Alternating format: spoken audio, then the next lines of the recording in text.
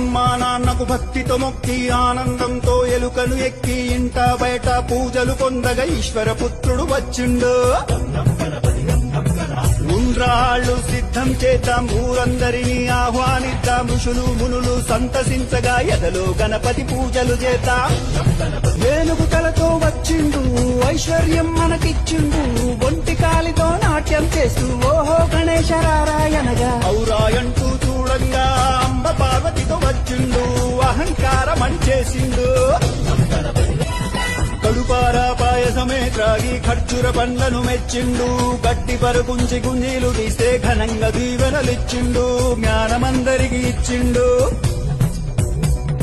చవితి నుండి 9 రాత్రులు చక్రం ఎత్తి అర్చన చేద్దాం, జన్మ జన్మల పుణ్యఫలంతో ఝంకారంతో గానం చేద్దాం.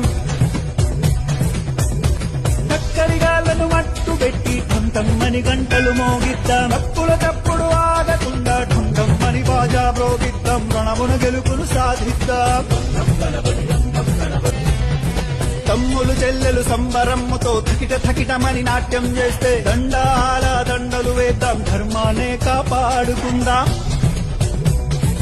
నచ్చి మెచ్చిన గణపయ్య పరుగు పరుగున వచ్చనయా, ఫలములు మెండుగా ఇచ్చునయా, పండెక్కించి ఊరేగిస్తే భవబంధాలు తొలగినయా. మనసారా గణపతిని వేళంగా యమ బాధలు బాపెను చూడంగా, రమ్మంటూ గొంతెత్తి పాడరా లంబోదరలకు మికరా.